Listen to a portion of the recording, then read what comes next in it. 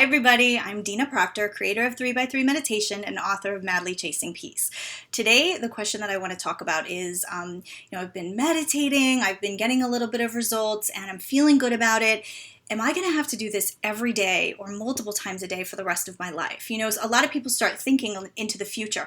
I like this is a habit, but then it starts to feel almost like a burden, like, oh my gosh, am I going to have to take this on and do this every single day for the rest of my life? So the answer is, of course, it's totally up to you and how you want to manage it in your own life and what works for you, and it's completely personal preference. But the way that I think about meditating is the way that I think about eating food. Okay, we have to feed our bodies several times a day, but we don't look at it, if we don't look back and say, oh my gosh, I've been eating food 3 times a day for decades and decades, and now I'm going to have to eat food for 3 times a day for decades and decades more. We don't look at it like this hopeless thing that, oh, I got to eat again. Are you kidding me? It's completely normal. We look forward to it. We can plan around it.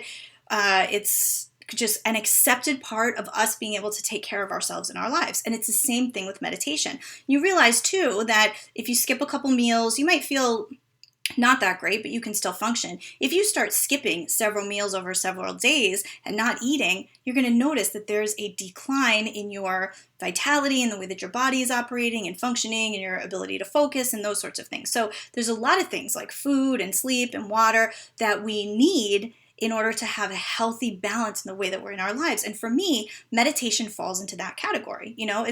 Or you could think of it like exercising or working out. So if you train for 6 months really hard and you run a marathon or you go into a competition and you build muscle and you create all these physical results, that's amazing.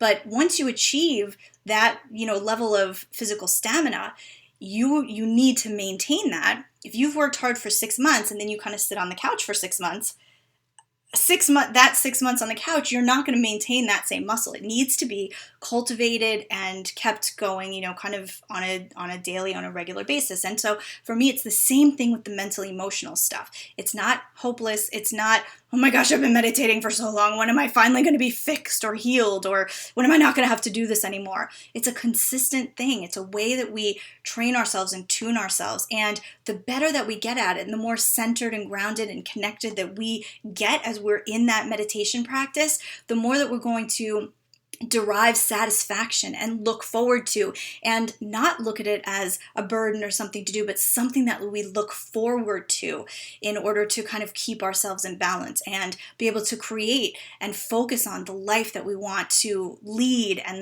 the life that we want to love. So just a little quick one, but worth mentioning, kind of talking about this topic. So hope it was helpful for you. As always, take what you like and gently leave the rest behind, and stay tuned to this space. I'll have more again for you soon.